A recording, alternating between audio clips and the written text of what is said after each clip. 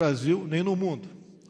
Mas quando adentramos janeiro, esse vírus começou a se propagar por vários locais do mundo.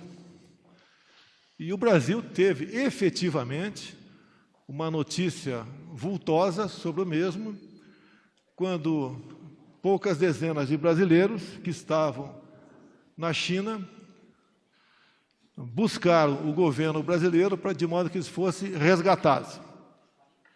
Essa missão foi muito cumprida por parte do governo, bem cumprida.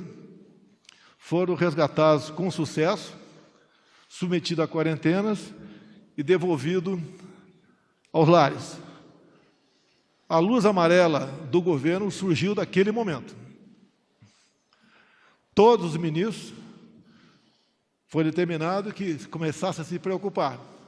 O que fazer quando o vírus chegasse ao Brasil? E todos nós sabíamos que ele chegaria. Obviamente, é como conter uma expansão do mesmo de forma abrupta. Não tem vacina para o mesmo. Assim sendo, o que nós deveríamos começar a nos preparar, mesmo sem ter recurso, mesmo sem ter um apelo para que todos os poderes agissem numa mesma direção, começamos a nos preparar.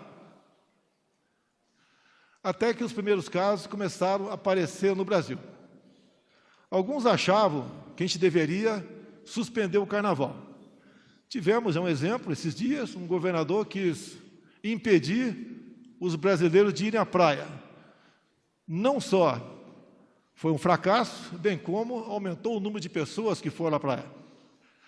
Vários eventos aconteceram nos últimos dias, pré-dia 15 inclusive, onde grande concentração de pessoas, as mais altas autoridades do Brasil, se fizeram presentes, como no lançamento dessa nova TV, a CNN.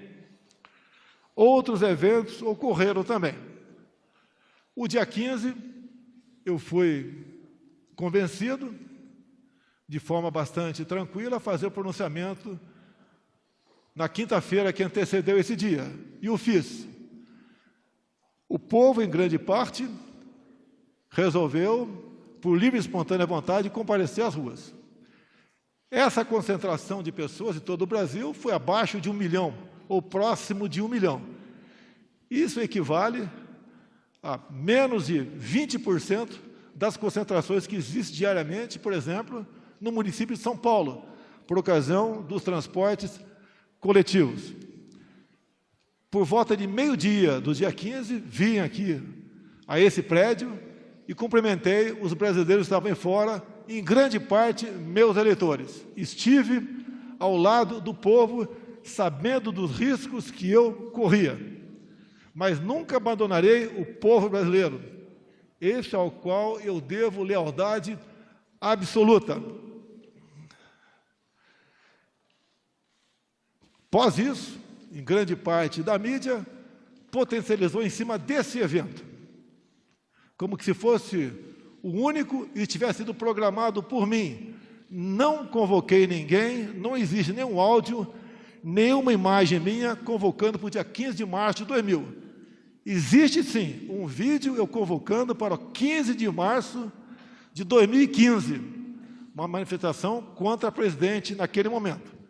Vídeo esse que foi largamente explorado por parte de uma jornalista inconsequente, como se fosse 15 de março de 2020, coincidente também em ser no domingo.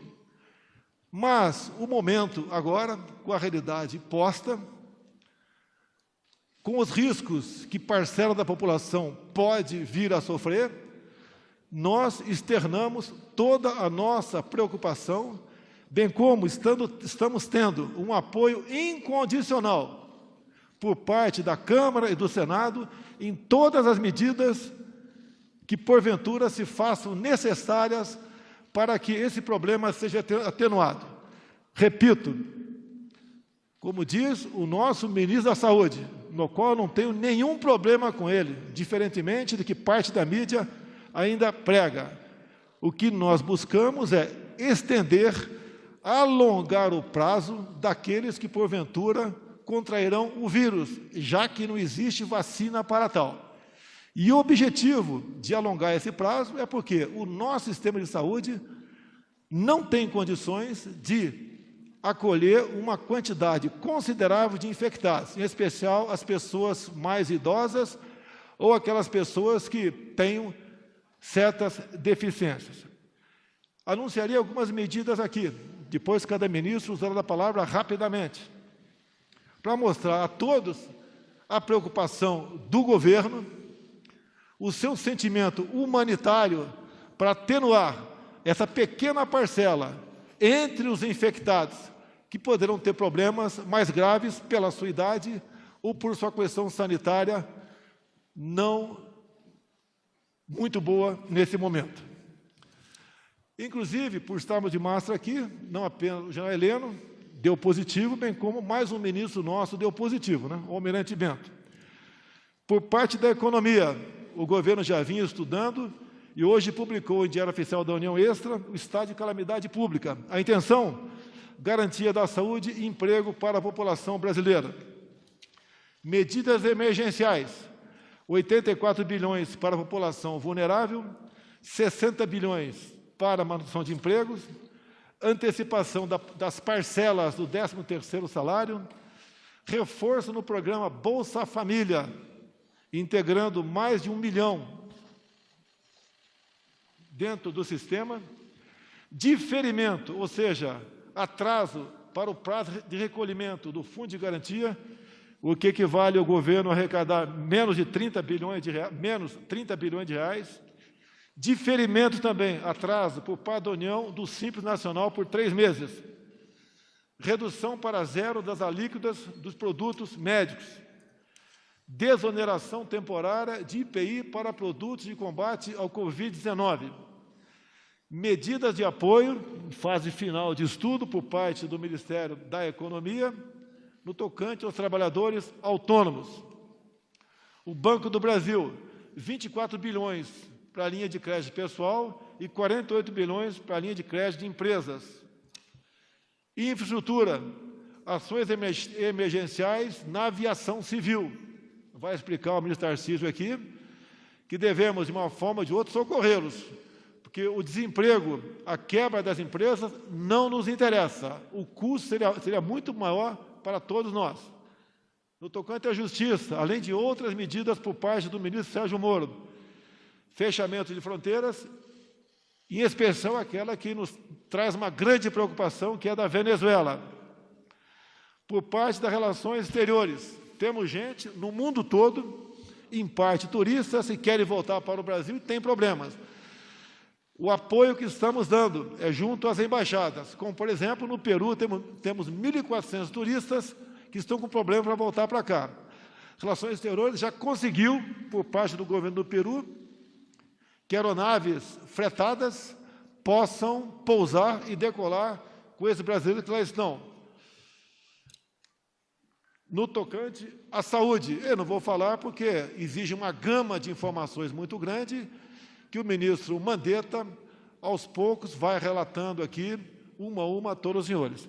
Então, peço agora aos senhores ministros, abrir a palavra aqui, primeiramente, primeiro ao Paulo Guedes, para um espaço de tempo bastante curto, diga aos senhores e às senhoras as medidas que vão sendo tomadas pela economia. Bom dia a todos. Nós começamos essa semana com a iminência de um contingenciamento. Quer dizer, os senhores imaginem a arrecadação brasileira descendo, pelo impacto da crise, a crise começa a chegar. 16 bilhões que nós tínhamos estimados com a desestatização da Eletrobras, teríamos que tirar hoje do orçamento. Então, em reunião com o presidente, mostramos que haveria um contingenciamento de quase 40 bilhões. Quer dizer, no momento em que a economia brasileira precisa de um esforço contracíclico, nós, sem espaço fiscal, ao contrário, teríamos que agudizar a crise, contingenciando 40 bilhões. no momento em que a saúde do brasileiro e a manutenção dos empregos exige gastos adicionais, nós teríamos que contingenciar 40 bilhões. Então, evidentemente, isso não é uma coisa razoável, trocamos ideia com o presidente disse, olha, saúde dos brasileiros e a defesa dos empregos dos brasileiros está acima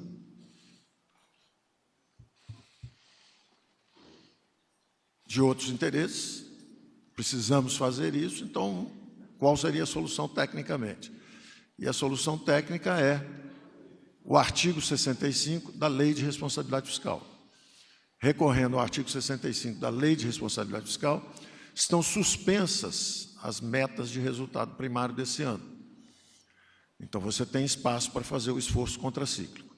Nós já vínhamos tomando medidas com recursos disponíveis. Por exemplo, o presidente, na sexta-feira passada, já tinha transformado o dinheiro da disputa política em dinheiro da saúde. 5 bilhões foram encaminhados para o ministro Mandetta. Nós conseguimos praticamente dobrar isso, com mais 4,5 bilhões do DPVAT.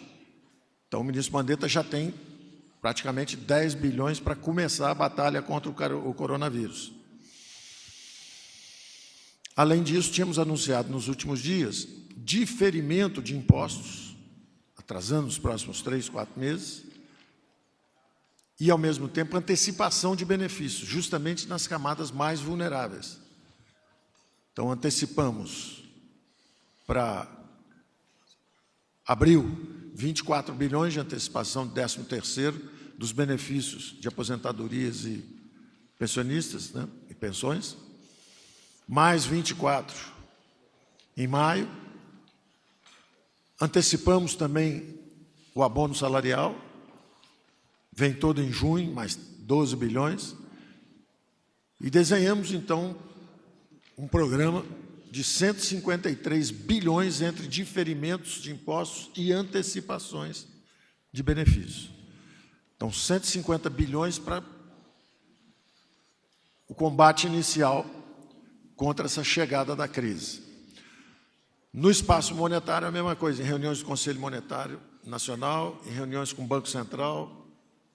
O Banco Central flexibilizou, chegaram nessa segunda-feira passada 135 bilhões de recolhimento compulsório, que foram liberados, flexibilizadas as regras de alavancagem de bancos, garantindo em bancos públicos rolagem automática de dívidas sem multa. E ainda assim, com todo esse esforço, falta fôlego fiscal e nós teríamos que fazer um contingenciamento de 40 bilhões. Não seria razoável. Então, a saúde dos brasileiros e a defesa dos nossos empregos está acima de quaisquer outros interesses. A instrução do presidente foi essa. A solução, tecnicamente, é pedir ao Congresso, e o presidente encaminhou ontem mesmo ao Congresso, hoje de manhã ao Congresso. A decisão foi do presidente ontem, durante a nossa reunião de execução orçamentária. E hoje entra, então, no Congresso esse pedido de declaração de estado de calamidade pública, e isso nos dá espaço fiscal. O primeiro movimento vem agora ampliando o leque de proteções que nós temos estendido. Primeiro foram os mais idosos, depois nós passamos, né, os aposentados e pensionistas, depois nós passamos para a flexibilização. Vamos conversar sobre isso, dar novas opções de acordos durante esse período de emergência, esses 3 meses, para manutenção dos empregos no segmento formal e, principalmente, uma grande preocupação que o presidente sempre teve é o mercado informal. São 38 milhões de brasileiros que estão nas praias vendendo mate, que estão vendendo cocada pela rua, sem emprego formal, entregando coisas, são os flanelinhas. Todo esse pessoal, inclusive a gente chama dos autônomos, esse pessoal todo, de repente, quando a economia para e as pessoas ficam em casa, em isolamento social, não é só o restaurante formalizado que fica aberto, é também o bar da esquina, esse pessoal todo sofre. Então, nós estamos estendendo, fizemos hoje o cálculo, o presidente vai assinar essa medida também hoje, conversamos hoje sobre isso, era uma preocupação, ele nos encomendou isso já há uma semana. Vamos lançar uma camada de proteção justamente aos autônomos. Nós vamos lançar praticamente em torno do Bolsa Família também, R$200, são 2 cestas básicas. Então, pelo menos você assegura a manutenção de quem também está sendo vítima do impacto econômico da crise. Se o povo saiu da rua, não tem mais ninguém tomando um táxi, o chofer de táxi pode passar numa Caixa Econômica Federal ou no INSS. Nós vamos estender 2 ou 3 possibilidades, mais próximo ou virtualmente, né, até para evitar o contato físico. E essas pessoas que estão hoje absolutamente desassistidas, eles estão no cadastro, que nós chamamos de cadastro único. Eles não estão no Bolsa Família, eles não recebem BPC, eles não recebem nada de ninguém. É uma turma valente que está sobrevivendo sem a ajuda do Estado sempre, e de repente eles são atingidos agora. E eles precisam ter pelo menos os recursos para manutenção básica. Então, isso nós estamos aprovando hoje, são 5 bilhões praticamente por mês, 3 meses seguidos são 15 bilhões. Isso é o espaço fiscal, começamos a usar esse espaço fiscal. E assim faremos, a cada 48 horas vamos nos reunindo, e à medida que haja um problema aqui ou um problema ali, nós vamos aprofundando a nossa resposta. Eu ficaria por aqui, quer dizer, estamos atuando em várias direções. Estamos baixando as tarifas de importação de produtos médicos hospitalares, vamos renegociar as dívidas em apoio ao ministro Tarcísio das companhias aéreas, estamos examinando também como auxiliar para as empresas que se comprometerem à manutenção dos empregos durante esse período, como auxiliar com uma parcela, o Estado bancando para as micro e pequenas empresas, só os pequenos, nós bancarmos uma parte do salário. Então, tudo isso vai ser anunciado a cada 48 horas, nós estamos monitorando e vamos anunciando medidas à medida que a economia necessite. Obrigado, Paulo Guedes. Agora vou passar para o Antônio Barra, o do médico e almirante, presidente da Anvisa. A Anvisa voltou a ser aquilo que todos nós sempre queríamos, né? Atuante e ativa. Os processos demorados e muito negociados que existiam no passado deixaram de existir em nosso governo. Então, com a palavra, o almirante Barra. Obrigado, senhor presidente. As ações da Anvisa, desde o primeiro momento, na sua atribuição, tem foco principalmente na linha de frente, em portos, aeroportos e fronteiras, trabalho esse que já vem desenvolvendo e já é do conhecimento de todos os senhores, portanto, eu vou me ater a outras questões mais recentes, como a publicação do primeiro edital de chamamento, número 3 de 2020, que convocou todas as empresas a fornecerem informações sobre produtos sujeitos à vigilância e insumos essenciais para o enfrentamento da Covid-19. Isso foi no dia 27 de fevereiro de 2020. No dia 12 de março deste ano, a priorização da análise de todos os processos relacionados a produtos para diagnóstico, o que é fundamental, do Covid-19 e outros agentes causadores de infecções respiratórias. No dia 13 de março, publicamos a resolução de diretoria colegiada que simplifica e adota medidas alternativas para a certificação de boas práticas de fabricação de produtos e insumos de saúde. No dia 16 de março, o segundo edital de chamamento, dessa feita para produtos outros da área de saúde, não relacionados diretamente ao coronavírus, mas que são essenciais em caso de hospitalização e também uma busca proativa, na medida em que as empresas podem ou não responder ao edital, mas fizemos busca proativa das que não responderam na primeira fase. No dia 17 de março, publicação de nota com informação sobre produtos de limpeza e desinfecção de superfícies, que são os saneantes, que podem ser utilizados no enfrentamento do novo coronavírus. No dia 18 de março, fruto de entendimento com a ministra Tereza Cristina, referente a uma doação de álcool para fins de fabricação de álcool gel e álcool líquido para utilização em hospitais e desinfecção de superfícies. No dia 19 de março de 2020, publicação de resolução que autoriza as farmácias de manipulação a prepararem e venderem álcool gel e outras preparações antissépticas ou sanitizantes de forma direta para o público. Cabe ressaltar nesse sentido do álcool gel, que é essencial principalmente ao cidadão, embora, conforme o próprio Ministério da Saúde sempre preconiza, a lavagem com água e sabão é a primeira grande medida, a mais simples, nós temos também a publicação em 17 de março dos requisitos técnicos para a produção de álcool a 70%, que encontra-se disponibilizado e já está sendo fornecido e utilizado por laboratórios militares, inclusive, para a fabricação do álcool gel. E em 19 de março de 2020, finalmente, publicação de resolução e critérios dos procedimentos simplificados de registros de medicamentos e produtos para diagnóstico in vitro relacionados à Covid-19. Além dessas medidas, outras tantas estão na pauta, estão sobre a mesa e sofrendo constante atualização para que possamos manter o grau de proteção adequado em relação a essa questão. Muito obrigado, senhor presidente. Inclusive, presidente Barra, a União das Indústrias de Cana-de-Açúcar acabou de anunciar e ofertar a Vossa Excelência a doação de álcool que se fizer necessário para o combate ao coronavírus. Então, para falar agora sobre fechamento de fronteira, entre outras ações, a palavra ao nosso ministro da Justiça, Sérgio Moro.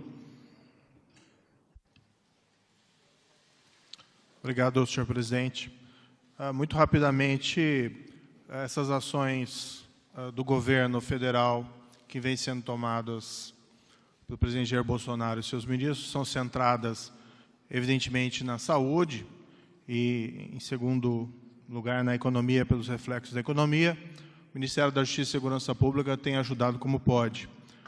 Nós publicamos uma portaria conjunta do Ministério da Saúde e da Justiça para tratar das consequências do descumprimento das medidas previstas na lei do coronavírus, de isolamento e quarentena principalmente. Há uma expectativa, por evidente, de que todos os brasileiros compreendam a seriedade da conjuntura. Claro que não há motivo para nenhum pânico, as pessoas têm que tratar isso com calma, mas evidentemente também seguindo as recomendações médicas e as medidas impostas pelas autoridades sanitárias. A lei não foi clara quanto às consequências do descumprimento e nós entendemos por bem aclarar esses temas de uma portaria, estabelecendo, inclusive, que essas medidas poderiam ser impostas com requisição da força policial, sendo desnecessária autorização judicial para tanto, e, além disso, incorrendo o infrator em tipos penais específicos já existentes no nosso Código Penal. Uma outra preocupação vem sendo as fronteiras. No mundo inteiro, essa movimentação de redução da circulação.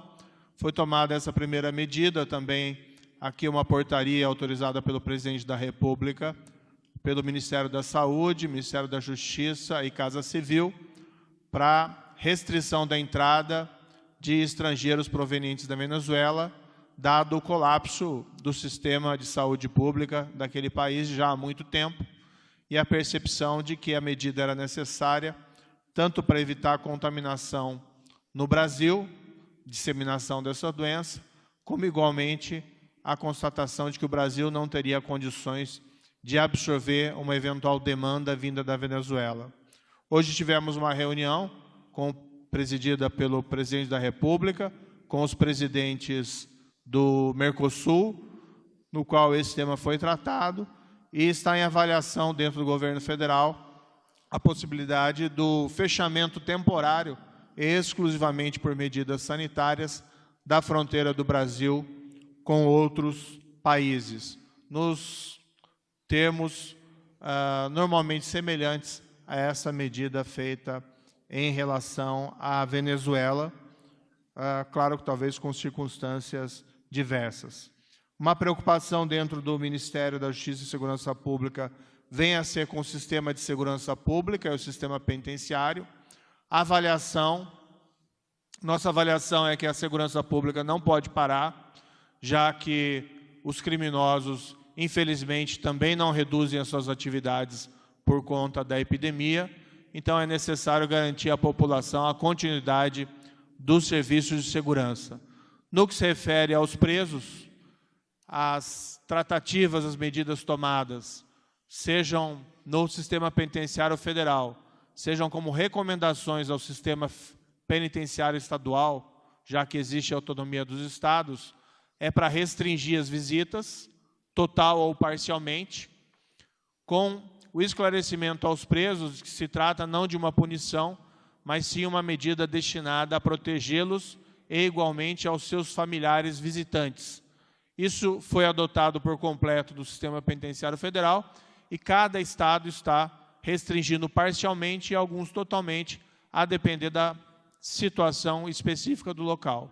Além disso, foi editada hoje uma portaria conjunta entre o Ministério da Justiça e Saúde, tratando de medidas profiláticas e preventivas para os presídios, também a título de recomendação, e outras propostas do Ministério da Justiça, além de ações materiais, seja nos presídios federais, ou seja, fornecendo aos presídios estaduais, aos sistemas carcerários estaduais, insumos e equipamentos para a proteção dos presos ali existentes. A minha compreensão é que não se resolve, nós temos que proteger a contaminação dentro dos presídios, mas seria uma solução muito simplista simplesmente abrir as portas das prisões, já que isso deixaria vulnerável o restante da população. Então, tudo isso tem que ser feito com muito cuidado e de uma maneira progressiva, e os encarregados, para tanto, são principalmente a Administração Penitenciária Federal e as administrações penitenciárias estaduais. Por último, também medidas relevantes na área da proteção do consumidor. Existe um abalo, evidentemente, dessa epidemia no mundo inteiro, mas aqui também no Brasil, no ponto de vista econômico. Medidas estão sendo tomadas, como foi dito aqui pelo ministro Paulo Guedes, para minorar essas questões. Nós temos uma preocupação em relação ao consumidor. O problema mais premente diz respeito ao abuso de preços. Têm sido tomadas medidas para que nós possamos receber essas comunicações o mais breve possível. E, em particular, na área de transporte, a grande preocupação tem sido com as remarcações das viagens. Há uma necessidade de proteção das aéreas, porque elas estão sofrendo um impacto econômico significativo, mas, por outro lado, não podemos descurar dos interesses dos consumidores. O que foi recomendado é que houvesse remarcação dessas passagens sem cobrança de penalidades aos consumidores, uma maneira de equilibrar os interesses de um lado e de outro. Então, são essas algumas das medidas que têm sido tomadas na Justiça e Segurança Pública, várias delas em conjunto com outras pastas, como aqui mencionado, e existe uma dinâmica própria. A todo momento estaremos tomando novas providências. Em todos os momentos em que foi o resgate dos nossos brasileiros que estavam em Wuhan. E as Forças Armadas, junto com os outros ministérios, na Mandetta, estiveram presentes. As forças estiveram com sucesso. E nós vamos ajudar a ter mais um sucesso. Ontem eu expedi uma diretriz minha, ministerial de planejamento, acionei o Centro de Operações Conjuntos, no Ministério da Defesa, integrado pela Marinha, Exército e Força Aérea. Já estamos trabalhando nas possíveis ajudas, possíveis auxílios que as Forças Armadas podem e devem dar. Em relação a isso, as demandas através do Comitê de Crise ou do Ministério da Saúde, que centralizam essas ações em relação a isso. Nós temos várias possibilidades, particularmente na parte de logística, de condução de material, de regiões como a Amazônia, de difícil acesso, a gente tem meios para chegar lá, igual nós sempre fizemos, de esclarecimento à população. Nós fizemos isso nas operações da dengue, da zika. Enfim, ao mesmo tempo estamos tomando conta de 2 milhões, que é a família militar, os nossos hospitais. Temos hospitais móveis de campanha que podem auxiliar em alguma coisa. Enfim, o leque de possibilidades é muito grande e nós vamos ajudar. Então, senhor presidente, mais uma vez, os brasileiros podem contar com o apoio das Forças Armadas. O Ministério da Infraestrutura, em rápidas palavras, vai se pronunciar no sentido que pode nos atender na luta contra o vírus. Então, com a palavra, o nosso ministro Tarcísio de Freitas. Boa tarde a todos. Nós temos alguns focos no Ministério da Infraestrutura, e o primeiro deles é a continuidade da prestação de serviço. Temos o foco na preservação da saúde do trabalhador de transporte e o foco na defesa do consumidor. Isso é importante ser dito porque neste momento de crise existe muito voluntarismo, né, e isso é muito novo para todo mundo e algumas medidas são tomadas ou são anunciadas ou são pensadas do tipo, olha, vamos fechar determinado equipamento, vamos fechar determinado aeroporto, porque ele é um vetor de chegada de pessoas infectadas, a gente tem que proporcionar o isolamento. E nessas horas a gente tem que ter o bom senso que por aquele equipamento que chega a pessoa infectada, também chega o marca-passo, também chega o órgão transplantado, também chega o medicamento. Então a gente tem que tomar muito cuidado quando se pensam em determinadas saídas. A logística, dentro desse esforço que já foi colocado aqui pelos outros ministros, em particular agora pelo general Fernando, né? É um esforço de guerra, a logística vai ser fundamental para a gente ganhar aí esse combate. Estamos trabalhando aí todos os setores, e um primeiro deles é aquele que é impactado mais rapidamente ao setor de aviação. Observe que caiu absurdamente a quantidade foi uma queda muito rápida, muito abrupta da quantidade de demanda, tanto no internacional quanto no doméstico. As empresas têm custo em dólares, elas têm dificuldade de caixa, e algumas medidas estão sendo tomadas para preservar o caixa dessas empresas. Sempre pensando o seguinte, o foco é o consumidor, porque o que a gente não quer é ter quebra de empresas e ter descontinuidade na prestação de serviço, porque depois que a crise passar, aí a gente vai ter a dificuldade, o problema de oferta, e isso vai trazer impacto em tarifa. Ao mesmo tempo, preservar aquelas regiões que são hoje assistidas, mesmo por empresas pequenas, e que eventualmente podem ficar sem assistência. Para isso, está sendo anunciado hoje ainda, provavelmente, o diferimento no reembolso de passagens, ou seja, vamos dar um prazo maior para o reembolso em dinheiro, isso é uma medida importante em termos de fluxo de caixa, e vamos estabelecer, junto com a Secretaria Nacional do Direito do Consumidor e o Ministério Público Federal, regras, né, pelas quais se darão esse reembolso ou a troca de trechos de passagem, de maneira que o consumidor não seja prejudicado. O diferimento de tarifas aeronáuticas, que tem um peso grande em termos de fluxo de caixa, e o diferenciamento de outorgas aeroportuárias. Então, isso para manter o sistema aeroportuário, o sistema aéreo funcionando e as localidades atendidas. Estamos trabalhando também com foco em outras áreas, várias medidas devem ser anunciadas em breve, estão em análise hoje pelo governo federal, como as medidas de proteção e saúde dentro dos portos, né, visando aí atender o trabalhador portuário, né, e manter os portos em funcionamento, que serão equipamentos importantes também nesse momento de crise. Estamos pensando na regulamentação do artigo 43 da Lei 12.815, que vai tratar da renda mínima do trabalhador portuário, medidas que vão beneficiar o trabalhador do transporte rodoviário, foco no caminhoneiro autônomo, naquele que não tem a proteção social e que, eventualmente, se tiver um problema, né, tiver doente, não vai ter como trabalhar e levar o seu sustento para dentro de casa. E cumprindo uma diretriz do presidente, naquilo que diz respeito, o Ministério hoje está muito digitalizado em termos de prestação de serviço, mas a gente vai evitar todos os atendimentos em balcão e isso deve proporcionar, por exemplo, que a gente faça extensão de prazos de CNH, de passe livre, de maneira que as pessoas, nesse período de crise, não tenham que comparecer em postos para fazer extensão de carteira, etc. Então, todas as medidas estão sendo tomadas para beneficiar a população, pensando sempre na continuidade da prestação de serviços, na saúde do trabalhador do transporte e no direito do consumidor. Todos os ministérios são importantes, em especial pelo critério como foram escolhidos os seus ministros. E o MDR, Desenvolvimento Regional, por ter seu envolvimento em grande parte na região Nordeste, eu passo a palavra ao nosso ministro Rogério Marinho. Obrigado, presidente. Apenas 3 pontos aqui de forma muito rápida.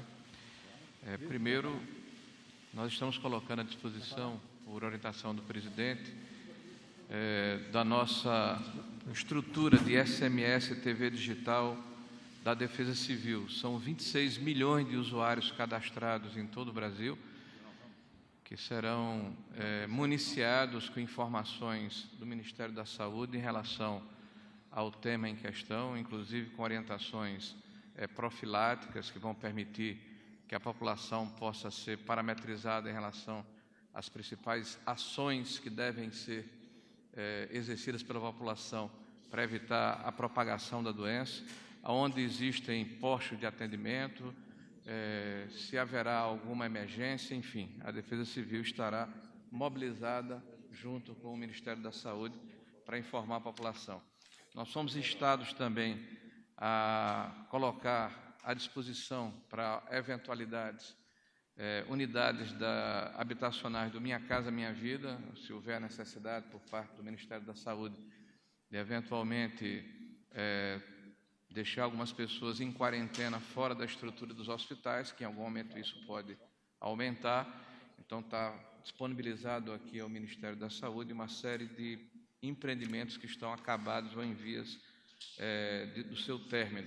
E estamos aguardando o que deve acontecer de hoje para amanhã, a aprovação do decreto de calamidade para, em conjunto com o ministro da Economia, tratarmos de algumas ações junto aos fundos constitucionais, notadamente nas regiões mais fragilizadas economicamente do país, que são o Norte e o Nordeste. Com a palavra, o chefe da Casa Civil, General Braga Neto. Obrigado, presidente. Senhoras e senhores, bom dia, boa tarde. A Casa Civil, só para cumprindo a missão dela, que é de coordenar a coordenação dos ministérios, integração das ações, ela ativou, por determinação do senhor presidente, o Comitê de Crise. Esse Comitê de Crise, ele permite um aumento da sinergia de todos os ministérios, permite um aumento da rapidez e eficácia das ações e mantém informações oficiais e reais do que está acontecendo, alimentando, assim, a Presidência da República e todo o governo federal. É importante ressaltar que essas medidas que estão sendo adotadas, elas permitem que essa sinergia atue nas medidas sanitárias, nas medidas econômicas e nas medidas psicossociais. E eu gostaria também de enfatizar um ponto que a informação, manter a população informada, talvez com informações precisas, sem causar o pânico, seja talvez a melhor prevenção. Muito obrigado. Agora, para o nosso último ministro, para depois ficar aberta a perguntas para de vocês, o nosso ministro Mandetta. Eu quero lembrar que o momento é da união de todos. O esforço tem que ser coletivo. E o foco é a saúde da família brasileira. Com a palavra, Henrique Mandetta. Obrigado, presidente, caros pares ministros.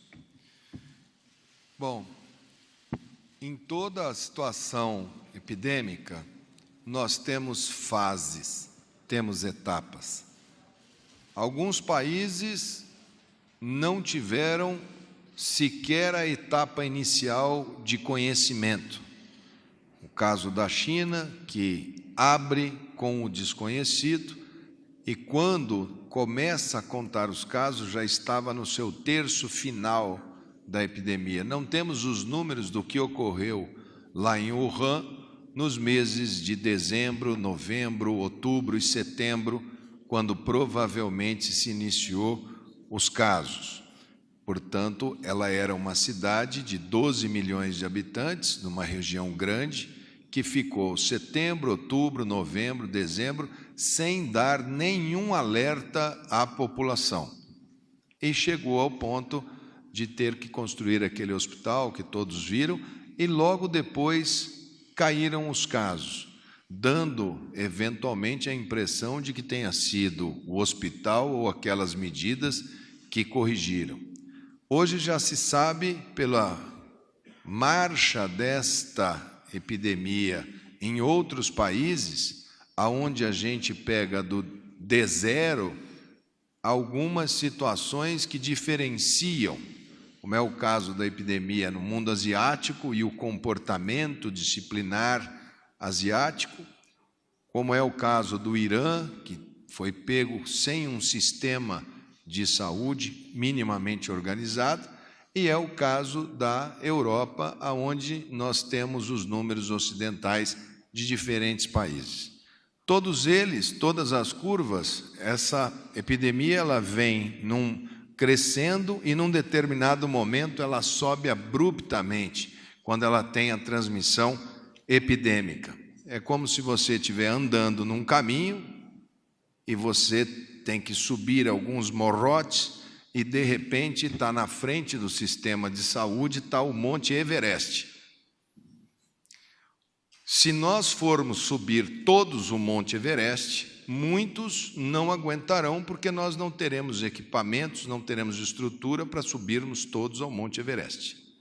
Agora, se conseguirmos não ter um monte tão alto, tão inclinado, se conseguirmos ter uma montanha igual às montanhas de Minas, alargarmos um pouco esse pico, muitos terão dificuldade de subir e descer umas montanhas, os mais frágeis. Mas essa caminhada pode ser bem menos pesarosa do que a travessia do Everest. Nós estamos no pé deste monte, e o tamanho desse monte depende diretamente do comportamento das pessoas. Depende, em primeiro lugar, de ter foco no cuidado com as suas famílias, idosos. Depois vem uma série de estruturas de comportamento que vão ajudando. Agora, eu vejo que o Brasil tem alguns pontos muito positivos, muito bons. O primeiro, e aqui me permite, presidente, não é nada além de uma constatação, é o que vocês estão filmando e vendo daí. Eu tenho, entre todos os ministros aqui presentes, sob a coordenação do presidente, ações interministeriais, porque é uma equipe. E aqui, presidente, eu queria lhe agradecer em nome da saúde brasileira de ter um ministério técnico e tão fácil de trabalhar. Isso é um ponto extremamente positivo. E a liberdade que o senhor deu para o Ministério da Saúde organizar aquela equipe técnica que está trabalhando tecnicamente, que eu tenho sido porta-voz. Todos da saúde pública brasileira entendem que pela primeira vez todas as áreas do Ministério estão com pessoas que são especializadas, são o que nós poderíamos ter de melhor para o momento. Então, isso facilita, isso é um ponto extremamente positivo e forte. O segundo é que algumas ações da natureza do nosso sistema, o SUS está presente em todos os municípios brasileiros. Eu não tenho uma cidadezinha brasileira, não tem uma comunidade quilombola ou indígena que não tenha o SUS. Nós podemos ter dificuldade? Podemos, mas o sistema de saúde vai estar ao lado dos 215 milhões de brasileiros. O presidente me colocou no começo, as primeiras vezes que eu trouxe, presidente, qual é a conduta? Abra todos os números, transparência total, vai mantendo informado tanto a sociedade quanto ao governo. Todos os passos foram dados nesse sentido. Nossa vigilância é considerada hoje, de todos os países, a que pegou os casos dentro do Brasil com mais rapidez. Conseguimos seguir paciente por paciente, identificamos transmissão sustentada por nexo epidemiológico. A grande maioria dos países começou a perder pacientes quando chegava em 80 casos. Eu sei que muitos ficaram na porta de hospitais. Essa notícia, como ela era uma notícia muito cobiçada, todo mundo morreu, e a gente estava aguardando que, qualquer momento, poderíamos ter que dar essa notícia. Em tempos de internet, se a gente for contar um por um dos que falecem por problemas respiratórios, nós vamos contar muitos. Mas nós tivemos o primeiro caso quando já tínhamos praticamente 300 casos confirmados. Os casos confirmados são importantes para a gente? São. Mas a gente sabe que existem muitos casos que estão acontecendo em paralelo que não estão ainda nas estatísticas. Então, a gente deve começar a perceber agora a subida dos casos. Hoje concluímos, lá no laboratório nosso federal, Evandro Chagas, no Pará, todos os laboratórios centrais dos estados estão capacitados com os equipamentos para poder rodar os exames nos estados. Acabou remessa de amostra. Estamos trabalhando hoje com a produção máxima de kits. Devemos chegar aí em torno, estamos nos preparando, com a única estrutura Fiocruz e uma outra Paraná, devemos chegar a 1 milhão de kits. Vamos abrir agora para outras estruturas poderem produzir também. E se tivermos possibilidade de aquisição, adquirir também.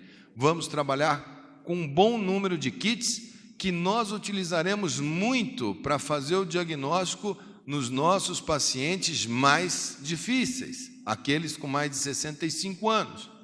E teremos o teste de imunoglobulina, de anticorpo, para fazer da população de uma maneira geral, para termos a exata noção da epidemiologia. Devemos anunciar nos próximos dias o maior serviço de teleatendimento provocado, monitorado. Nós pretendemos fazer um volume muito grande de controle por algoritmo.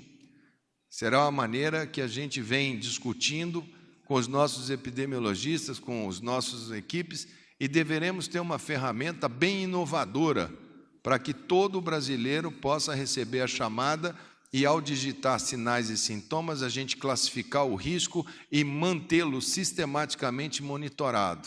Até sexta-feira a gente apresenta. Também a telemedicina aí, de médico para atenção básica e de médico para CTI. Nós vamos regulamentar a telemedicina, o teleatendimento, a teleconsulta para todo o território nacional durante essa epidemia. Já organizamos a próxima reunião com os secretários estaduais.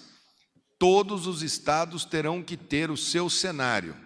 Se tivermos uma epidemia aí, teremos quantos pacientes, já temos condições de fazer cálculos, teremos quantos pacientes adoecidos, precisaremos de quantos leitos sem respirador e quantos leitos com respirador, para sabermos qual é a necessidade total.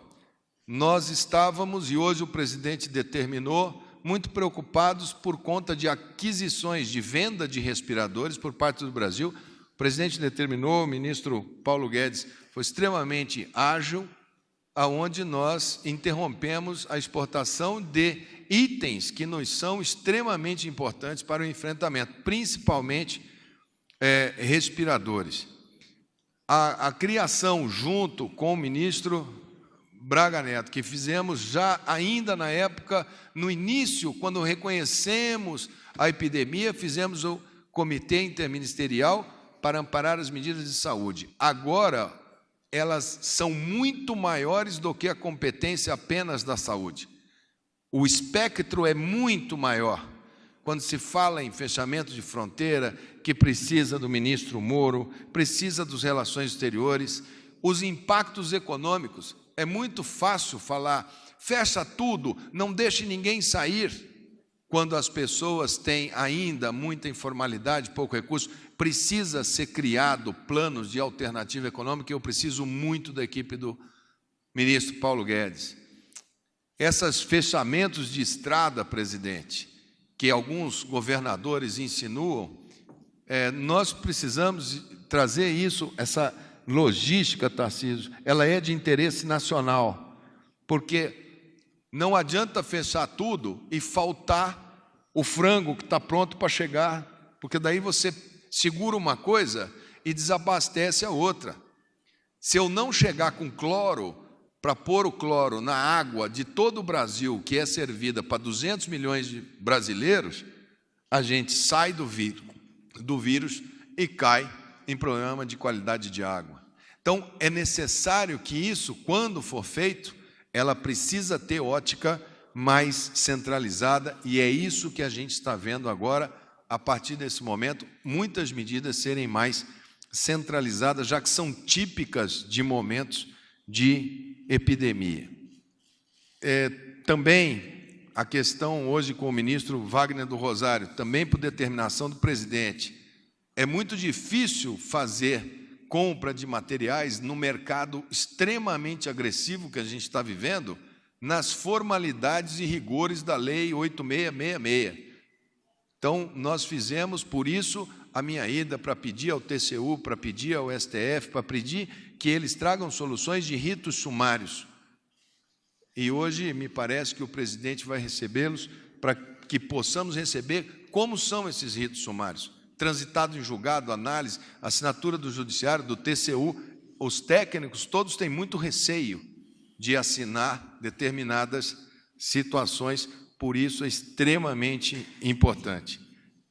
Teremos dias duros, teremos semanas cansativas, aonde esse assunto vai nos trazer extremo estresse, faz parte do estresse notícias enviesadas, faz parte do quadro da doença, faz parte da doença o aparecimento de especialistas, cada um dando a sua visão, faz parte da doença o fake news que confunde e dramatiza, faz parte da doença a avidez pela manchete que mais vende, já que a manchete mais dramática é a que dá mais acesso, faz parte da doença aqueles que, eventualmente, não percebem que o momento é de calma, nós vamos passar,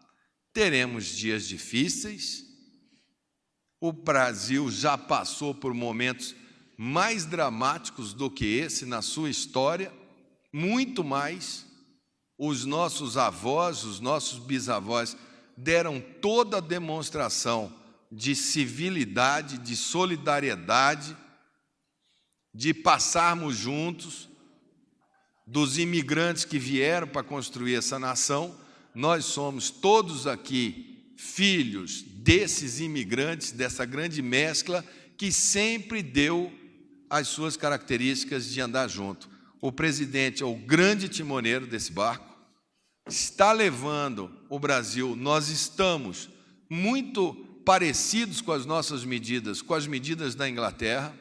O nosso timing em termos de epidemiologia e termos desse tipo de situação é muito similar, nós estamos muito atentos a como que o mundo está conduzindo e esperamos poder passar estressando ao mínimo, mas sabendo que podemos ter momentos em que medidas de mais restrição possam vir a ser necessárias. E, com certeza, nós, essa equipe aqui, saberá muito bem assessorar a um ao outro e levar o presidente para nossas tomadas de decisão, como foram tomadas hoje. Então, acho que a saúde sabe do tamanho do enfrentamento, médicos, enfermeiros, fisioterapeutas, todo o pessoal da saúde, quando interrompem aulas de universidade, as da saúde não são interrompidas. Todos os profissionais de saúde do Brasil estão convocados para trabalharem na linha de frente. Faremos isso da maneira que a gente possa cuidar ao máximo desse setor, que num momento desse é extremamente precioso para cada um de nós. Então, presidente, essas são as medidas, como eles já vêm fazendo a narrativa, eu não vou colocar aqui todos os repasses que foram feitos, repasse para os estados, o Saúde na hora, que foi mais 1 bilhão essa semana de crédito para eles instalarem os postos abertos até as 10 horas da noite, é um programa do governo federal, postos da unidade básica até as 22 horas, nós abrimos para praticamente todas as cidades do Brasil para habilitarem, já habilitamos todos os leitos de CTI que foram pedidos, rito sumário para abertura de hospitais, rito sumário para abertura de leitos, publicação dessas portarias, o governador abre o leito e informa, a gente reconhece que o leito e faz a verificação a posteriori, para dar velocidade. Não temos nenhum leito lá aguardando publicação. Assim como o SAMU, que no ano passado eu trouxe para o presidente e falei, presidente, nós temos todo ano que renovar 20% da frota do SAMU. Cada 5 anos ela tem que renovar, senão a ambulância começa a ficar velha e caindo. Não fizeram renovação em 2018. Em 2019, nós tivemos que economizar, nós não compramos aquelas ambulânciazinhas de transporte pequenininhas, tipicamente utilizadas em anos políticos. Nós compramos 1.200 ambulâncias SAMU no ano de 2019 e renovamos em um ano 40% da frota. E é essa frota com 40% de veículos novos comprados por decisão do presidente é que estão na linha de frente da remoção das pessoas a campo. E vamos colocar mais 20% agora, nesse semestre agora, e mais 20% no segundo semestre, para termos 80% da frota em pronto emprego. Então, as ações todas estão acontecendo. Não há nenhuma dificuldade de espécie alguma. Acredito que, pelo contrário, para a saúde nunca foi tão bom, tão confortável para todos os que estão na saúde. Tem diálogo aberto comigo, desde a Academia Nacional até o pessoal que trabalha na cozinha do hospital, na manutenção do hospital, que eu vou precisar deles também, pessoal da estiva, pessoal que está ali na frente, carregando o piano, não é só médico, é uma equipe enorme. Então, presidente, eu só gostaria que o senhor mandasse também para eles uma mensagem, porque eles curtem a sua live, porque eu tenho certeza que eles são extremamente ligados na sua fala. Então, quando o senhor, a próxima vez que o senhor for na live, mandar uma mensagem para esse pessoal, que esse pessoal vai ser o soldado que vai para frente desse campo de batalha desenhado aqui pelo nosso querido ministro General Fernando. Acho que é isso, as principais notícias de hoje são essas. Quero mais uma vez agradecer aos presidentes da Câmara dos Deputados, Rodrigo Maia, do Senado, Davi Alcolumbre, do Supremo Tribunal Federal, Dias Toffoli, da PGR,